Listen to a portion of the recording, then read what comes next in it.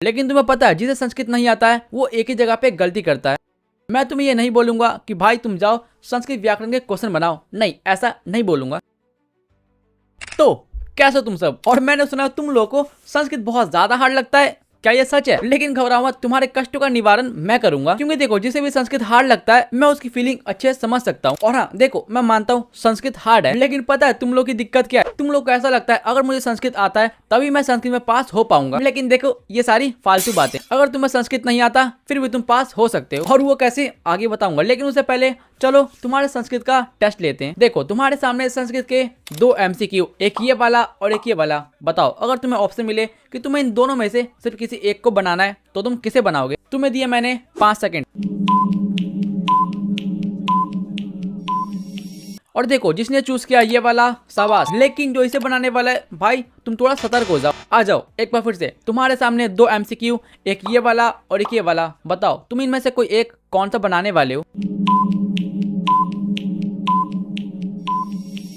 तो देखो जिसने भी चूज किया ये वाला, करेक्ट, तुम इसे बनाना। लेकिन जिसने चूज किया ये वाला, भाई तुम्हारे लंका लगने वाले हैं। चलो अब मैं तुमसे पूछता हूँ पत्र के बारे में। तुम्हारे सामने है 2 पत्र, एक ये वाला और एक ये वाला। बताओ इनमें से कोई एक तुम कौन सा बनाने वाले हो?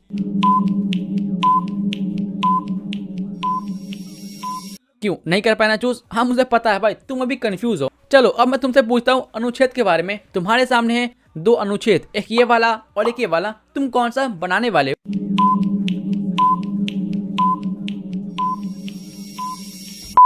और देखो जिसने चूज किया ये वाला, शाबाश। लेकिन जिसने चूज किया ये वाला, भाई थोड़ा सही से। तो चलो ठीक है, लास्ट गेम, बस लास्ट गेम। तुम्हारे सामने है 2 अनुवाद, एक ये वाला और एक ये वाला। तुम किसे बनाने वाले हो?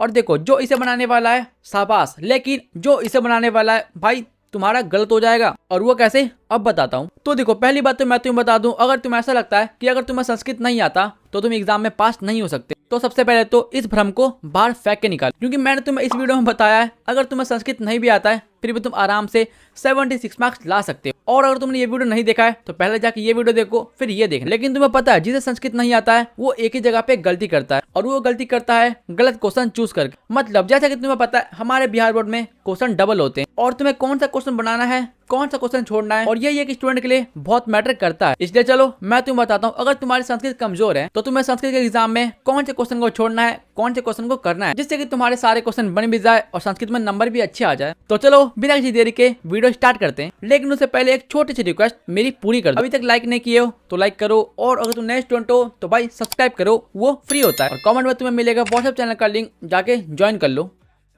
तो चलो सबसे पहले हम बात करते हैं MCQ के बारे में। देखो हमें पता है संस्कृत में MCQ होते हैं 100, जिसमें से हमें 50 बनाना होता है। और एक बात मैं तुम्हें अभी बता दूं, तुम्हें इन 50 में से जितने बुक के MCQ होते हैं, हाँ बुक के MCQ, तुम्हें वो पूरे बनाने होंगे। और अब तुम बोलोगे भाई मुझे संस्कृत आता ही नहीं है तो बुक के MCQ कैसे बनेंगे? भाई बन जाते हैं बुक के MCQ। अगर तुम्हारी संस्कृत वीक है फिर भी बुक के MCQ बहुत इजीली बन जाएंगे, इसलिए चिल मारो। और ये सुन के तुम बोलोगे भाई बुक से तो 40 MCQ आते हैं, लेकिन जो बचे हुए 10 MCQ है वो हम कहाँ बनाएंगे? हाँ मैं बताता हूँ, रुको। ये जो बचे हुए 10 MCQ है तुम्हें बनाना है व्याकरण सेक्शन से। लेकिन हाँ मुझे पता है तुम्हें संस्कृत नहीं आता है, इसलिए तुम्हें संस्कृत व्याकरण भी नहीं आता होगा। इसलिए देखो घबराओ मत, मैं तुम्हें ये नहीं बोलूंगा कि भाई तुम जाओ संस्कृत व्याकरण के क्वेश्चन बनाओ, नहीं, ऐसा नहीं बोलूंगा। बल्कि ये जो बचे हुए 10 MCQ है तुम्हें बनाना है हिंदी व्याकरण से। हाँ तुम सही समझे, हिंदी व्याकरण से भी कुछ ऐसे टॉपिक होते हैं जो कि संस्कृत व्याकरण में पूछे जाते हैं। और ये जो बचे हुए 10 MCQ है तुम्हें उन्हीं में से बनाना है। और वो टॉपिक कौन कौन से हैं मैं बताता हूँ। पहला है उपसर्ग, दूसरा है प्रत्यय, तीसरा है समास, और चौथा है पर्यायवाची। अगर तुम्हें 4 टॉपिक आता है तो तुम आराम से 10 नहीं 20 MCQ बना सकते हो। और हाँ मैंने तुम्हें जितने टॉपिक बताए वो सारे इजी, बस आज समाज थोड़ा ज्यादा हार्ड होता है, लेकिन तुम मैनेज कर लेना। और देखो बुक के 40 क्वेश्चन और इधर 10 MCQ, तुम्हारे हो गए पूरे 50। और तुम्हें अभी के लिए सिर्फ 50 MCQ पे ध्यान देना है। बाकी कौन से MCQ पूछे गए हैं कौन से नहीं पूछे गए तुम्हें उससे कोई फर्क नहीं पड़ना चाहिए। तो ये बात की हमने MCQ के बारे में। अब हम आते हैं सब्जेक्टिव सेक्शन की ओर, जहाँ पर सबसे ज्यादा बच्चे डरते हैं, लेकिन डरो मत मैं बताता। देखो सब्जेक्टिव सेक्शन में सबसे पहले आता है गद्यांश। और पहले तो अगर तुम्हें गद्यांश लिखने नहीं आता तो मेरी ये वीडियो देख लो, मैंने तुम्हें उसमें सिखा दिया है कि गद्यांश कैसे लिखते हैं। और अगर हम बात करें तुम्हें कौन सा गद्यांश लिखना है कौन सा गद्यांश छोड़ना है, तो अब सुनो। देखो तुम जब भी गद्यांश देखते हो तुम्हें ये चीज नोटिस करना है कि कौन से गद्यांश में हल्के हल्के शब्द है। हल्के हल्के शब्द मतलब छोटे छोटे वर्ड। जैसे कि देखो एग्जांपल के लिए यह है हिमालय का गद्यांश, यहाँ पर छोटे छोटे वर्ड है, बहुत छोटे छोटे, तुम्हें समझ में आ जाएगा। लेकिन उसी के नीचे ये देखो भाई, इसमें कितने बड़े बड़े वर्ड है, देखो देखो देखो। और तुम्हें भी ऐसा ही करना है, जिस गद्यांश में छोटे छोटे वर्ड होंगे तुम्हें वही लिखना है, और जो बड़े बड़े वर्ड होंगे उन्हें छोड़ देना। और अगर तुम ऐसा करते हो तो तुम्हारे लिए गद्यांश भी इजी हो जाएगा, और 13 में से कम से कम तुम्हें 10 नंबर तो मिल ही जाएंगे। और देखो तुम्हारा गद्यांश जैसे कंप्लीट होता है, अब हम आते हैं पत्र पे। और मैं तुम्हें बताऊं संस्कृत के पत्र बहुत ज्यादा इजी होते हैं, बस तुम्हें कुछ प्रैक्टिस करनी पड़ेगी। इसलिए देखो मैं तुम्हें पत्र नहीं बताने वाला कि तुम्हें कौन सा करना चाहिए या कौन सा नहीं करना चाहिए, क्योंकि ये तुम्हारे ऊपर है, तुम्हें जो इजी लगता है तुम वो करना। और इसके बाद आता है अनुच्छेद। और हाँ, मैं ये सारी बातें बोल रहा हूँ उन लोगों के लिए जिनकी संस्कृत वीक है, इसलिए हाँ मैं तुम्हें बोल रहा हूँ, मुझे पता है तुम्हारे संस्कृत बहुत ज्यादा आसान है। इसलिए देखो अगर तुम्हारी संस्कृत बहुत ज्यादा अच्छी है तो मैं जो बोल रहा हूँ उन बातों को फॉलो मत करना। मैं सिर्फ उन लोगों के लिए बता रहा हूँ जिनकी संस्कृत वीक है। और देखो रही बात अनुच्छेद की, तो ये भी तुम्हारे ऊपर डिपेंड करता है, क्योंकि देखो तुम्हें अनुच्छेद की प्रैक्टिस तो करनी पड़ेगी, और ये तुम्हारे ऊपर है कि तुम कौन सा अनुच्छेद की प्रैक्टिस करते हो, किसकी नहीं करते हो। इसके बारे में मैं कुछ नहीं बोल सकता। लेकिन इसके बाद आता है अनुवाद। और मैं तुम्हें बता दूं, तुम्हें अनुवाद में हर बार वैसा अनुवाद बनाना है जो कि बहुत छोटा होता है। एग्जाम्पल के लिए इस अनुवाद को देखो और इस अनुवाद को देखो,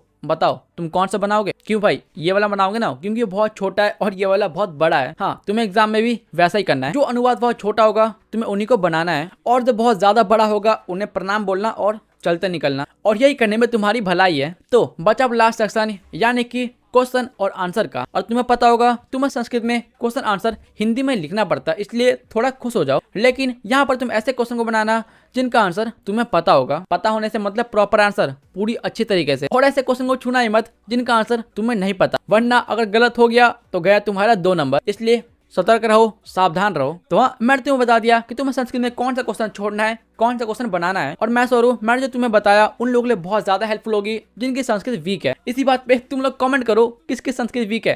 तुम्हारी वीक है ना? हाँ मुझे पता है तुम्हारी वीक। और अगर यहाँ तक वीडियो देख रहे हो तो मैं फिर से याद दिला दूं, लाइक करना और सब्सक्राइब करना। अरे यार पूरा वीडियो खत्म हो गया, मुझे फिर याद आया, तुम लोगों को हैप्पी मकर संक्रांति। संक्रांति मतलब तुम समझ रहे हो मैं क्या बोलना चाहता हूँ, इसलिए हैप्पी। मेरी याददाश्त कितनी कमजोर है भाई मुझे बताओ मेरी याददाश्त कैसे तेज होगी? ऐसा ना हो कि आगे जाके मैं भूल जाऊं कि मेरे को एग्जाम भी देना है। प्लीज कुछ करो भाई, उपाय बताओ कमेंट में। तो ठीक है, मिलेंगे नेक्स्ट वीडियो में, बाय। मौसम तो ऐसा लग रहा है दिल गार्डन गार्डन हो रहा है, बहुत मजा आ रहा है यहाँ पे।